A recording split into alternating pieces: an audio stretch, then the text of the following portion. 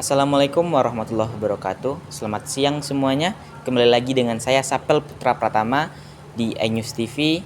Tepat pada siang ini saya akan memberikan informasi terbaru, berita terupdate dan juga terpercaya. Mengingat telah dilangsungkannya yang namanya pilkada ataupun pemilihan kepala daerah di Indonesia, seluruh Indonesia di tahun 2024, yang mana terutama di Kabupaten 50 Kota, masyarakat Kabupaten 50 Kota disibukkan dengan yang namanya perbincangan politik.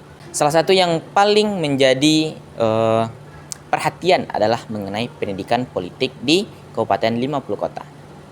Pendidikan politik di sini menjadi perhatian yang sangat penting bagi seluruh lapisan masyarakat untuk memilih yang namanya calon-calon kepala daerah di Kabupaten 50 Kota. Mengingat banyaknya calon yang bermunculan dengan berbagai latar belakang, penting bagi pemilih untuk memiliki pemahaman yang mendalam tentang calon-calon tersebut yang akan menjadi pemimpin di Kabupaten 50 Kota. Pendidikan politik bukanlah hal yang baru, akan tetapi masih dianggap oleh masyarakat itu merupakan hal yang kurang penting. Padahal pendidikan politik adalah langkah awal yang sangat penting untuk membentuk pemilih yang cerdas dan juga bijak dalam menentukan pilihan mereka.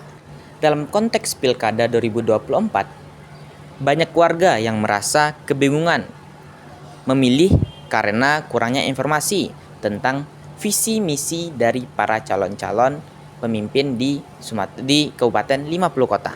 Untuk itu, kita simak dulu wawancara berikut ini. Maaf ya waktunya. Sebentar. Mana siapa? Bajan. Oke. Ya, namanya nih. Ini kan kita lagi pilkada ya. Pilkada. Kalian kan selaku siswa kan, masuk pelajar. Kan kalian tahu nggak siapa aja calon bupati di Bogor Kota ini? Tahu? Nah, boleh coba cepat. Tahu? Enggak banyak. Kan banyak. Terus? Ya, karena sangat banyak ya kan calon-calon yang ada di 50 kota ini. Itu kan berkaitan dengan pendidikan politik lagi namanya kan.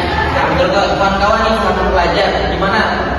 Apakah perlu nih pendidikan politik di terutama Kabupaten 50 Kota kita ini? Perlu, gimana perlunya? Ya gimana? Ngomong dulu ya, silakan. Gimana? Tahu pendidikan politik di daerah ini sangat minim. Kami hanya mendengar informasi tentang calon dari mulut ke mulut atau iklan-iklannya di media sosial. Gitu aja. Berarti kawan-kawan belum tahu mengenai pendidikan politik. Kan cuma dapat pendidikan politik cuma sekedar hanya ada di media sosial aja, itu aja. Berarti di Kabupaten Kota ini sangat diperlukan lah namanya pendidikan politik ya kan? Ya semoga dengan terpilihnya nanti calon-calon padi kita, semoga diperhitungkanlah pendidikan politik di Kabupaten Kota ini. Ya, tidak mungkin sekian. Maaf ya mengganggu waktunya. Terima kasih. Ya, sampai jumpa lagi. Dari hasil wawancara dari siswa-siswa, mereka mengungkapkan bahwa masih banyak calon yang masih mereka bingung atas visi misi dari calon-calon tersebut. Hal ini berpotensi menciptakan yang namanya pemilih yang memilih hanya berdasarkan kedekatan semata atau bahkan faktor popularitas semata saja, tanpa memperhatikan kualitas kepemimpinan dan kemampuan calon dalam mengelola pemerintahan. Dan juga dari hasil wawancara tersebut, mereka juga mengungkapkan bahwasanya pendidikan politik terutama di bangku sekolah masih kurang, dikarenakan beberapa hal yang belum difokuskan oleh pemerintah untuk pendidikan politik.